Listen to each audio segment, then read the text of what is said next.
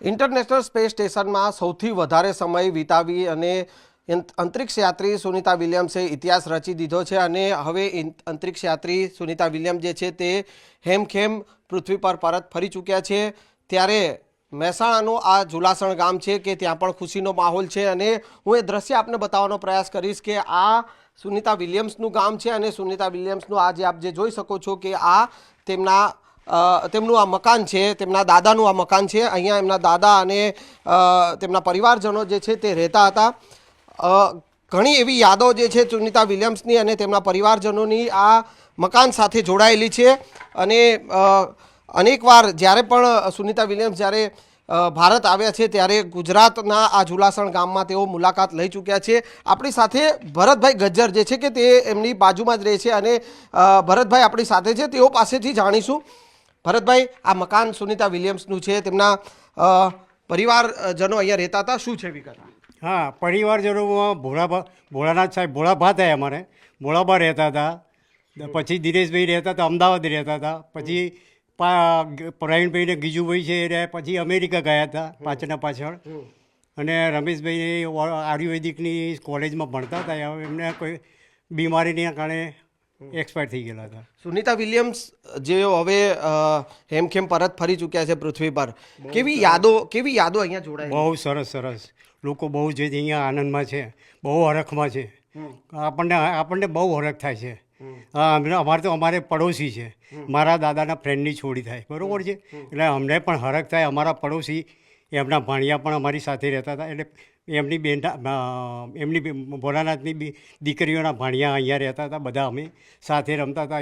સુનિતા વિલિયમ્સની વાતો કરવા મળતી હતી, આ બધું જાણવા મળતું હતું અમને।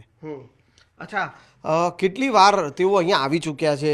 જ્યારે પણ ભારત આવ્યા છે તે ગુજરાતમાં આવ્યા છે? મારી જાણ મુજબ મારે એ બે વાર આવ્યા છે, પછી મારી ગેરહાજરીમાં આવ્યા હોય મને ખ્યાલ નથી હો, કારણ કે આ લાંબો ટાઈમ થયો એટલે પછી એટલું બધું યાદ ના રહે, અને બધા છૂટા પડી ગયેલા છીએ અમે બધા મિત્રોને બધા।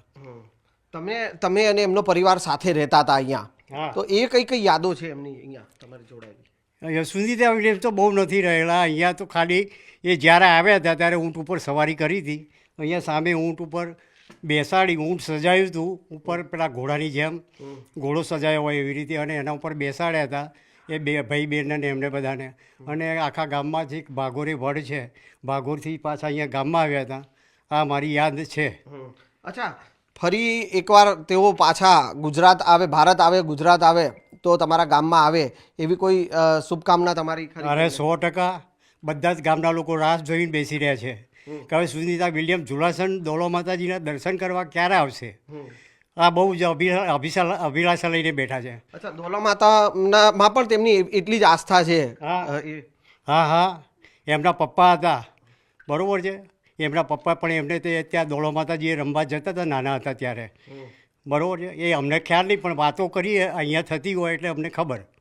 અચ્છા, એમ શું કહેવાય, એ કહી શકાય કે હવે જ્યારે સુનિતા વિલિયમ્સ જ્યારે પણ અહીંયા આવશે ત્યારે આવી જ રીતે તેમનું ભવ્ય સ્વાગત કરવામાં આવશે? 100%, આનાથી વધારે। એ વખતે શું ગામ નાનું હતું, અને અહીંયા અમેરિકાની વસ્તી, આ ઝુલાસણની અમેરિકાની વસ્તી બહુ છે અમેરિકામાં, બરાબર છે, એટલે એ લોકોએ હરખથી બધા આપણા ઇન્ડિયાની દીકરી હોય એટલે એમને પણ હરખ હોય ને, અને અહીંયા પણ જે રહેતા હોય એ લોકોએ હરખમાં આવી જાય।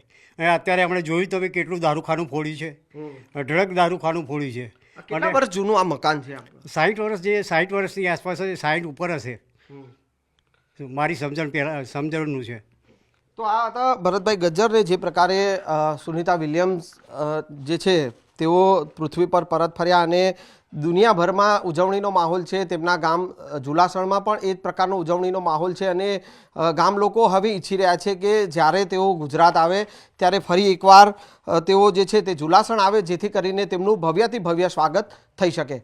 કેમેરામેન ખેંગા રાઠોડ સાથે સંજય ટાંક, ન્યૂઝ 18 ગુજરાતી, ઝુલાસણ।